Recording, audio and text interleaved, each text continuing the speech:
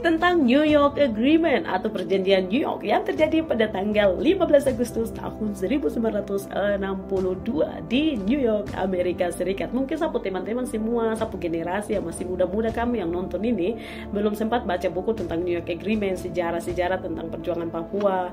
Terus kamu juga belum tahu apa itu New York Agreement, atau mungkin teman-teman kita dari Komite Nasional Papua Barat KMPB dong bagi-bagi selebaran, kau baca terus kau bilang dong ini lagi, pasti bikin kekacauan dan lain sebagainya. Kalau kau punya pikiran masih seperti itu, teman-teman, saya mau jelaskan isi daripada New York Agreement, tapi sama analogikan atau sama contohkan supaya teman-teman bisa lebih paham secara sederhana.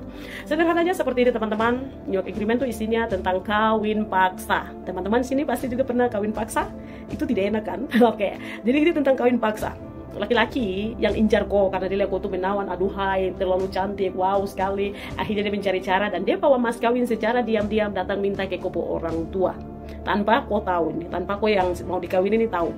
Oke, kopo kakak, saudara-saudara semua sudah ambil kopo mas kawin. Ketika kau pulang ke rumah dan kau keluarga bilang, kau nanti jangan laki-laki ini karena kopo mas kawin betong so ambil. Kau mau melawan, kau bilang, wow ini saya tidak pernah tahu dia bernama ini laki-laki dari mana, tidak pernah lihat dia bentuk muka, rupa dan segala macam apa lagi, saya tidak pernah cinta sama dia. Bagaimana? Kau tidak bisa bicara, terus ambil kau punya mas kawin. Akhirnya kau jalanlah dengan laki-laki yang tidak pernah ada di kupu hati, yang tidak pernah kau lihat dengan mata, dan tidak pernah kau cinta sama dia. Kalau kita hidup sama orang yang kita tidak cintai atau dikawin paksa, pasti hidupnya di atas duri-duri atau marah sedikit pasti bakal lain dan sebagainya karena kawin paksa ini. Nah, jadi laki-laki yang kawin sama kau dia bilang, aduh perempuan cantik ini tidak boleh pergi dari saya punya kehidupan. Nah, jadi dia pikir kalau terjadi hal-hal pasti dia mengadu ke dia pohon atau dia keluarga, terus datang bawa kembali mas kawin dan bawa dia harus bikin apa. Akhirnya dia cari cara, dan dari tahun 1962 ke 1969 kan pernah dengar PPRA itu. Jadi dia lakukan satu perjanjian supaya legitimasi itu kalau perempuan ini sudah sah.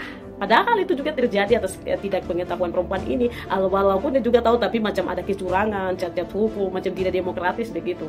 Akhirnya terjadilah dan perempuan ini tinggal dikawin paksa sama laki-laki yang dia tidak cinta sama sekali. Jadi teman-teman, New York Agreement itu seperti itu, kawin paksa. Amerika, Belanda, Indonesia, PBB yang tidak punya hak dan tidak punya wewenang atas tanah Papua, tidak pernah melibatkan orang Papua yang punya tanah Papua, tidak pernah dilibatkan. Sampai akhirnya dan perjanjian itu terjadi, Papua diserahkan ke Indonesia. Itu artinya teman-teman, kependudukan Indonesia, kalau dari analogi tadi dan saya punya cerita ini, kalau kita tarik kesimpulan benang merahnya, kalau orang Papua tidak pernah dilibatkan dalam perjanjian New York Agreement, berarti Indonesia ada di Papua tidak sah kah? Iya tuh kan secara logikanya begitu. Berarti tidak sah ini, Indonesia ada di Papua. Jadi buat teman-teman semua, kamu harus tahu bahwa kalau orang Papua tidak pernah dilibatkan dalam perjanjian macam perjanjian New York Agreement yang teman-teman mungkin dapat selebaran toh di 15 Agustus, berarti Indonesia tidak sah di Papua.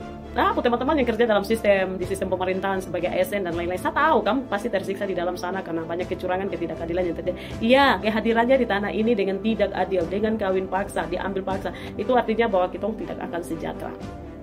Jadi, kalau kamu juga rasa seperti itu, dan ini kamu rasa ini bagus, mari sudah. Saya pikir teman-teman KMPB itu dong cuma kasih kita ruang saja untuk kita datang bilang bahwa kita tidak rasa aman di sini, kita rasa tidak baik-baik saja sepanjang kita ada dengan laki-laki yang kita kawin paksa tadi, dikawinkan paksa itu.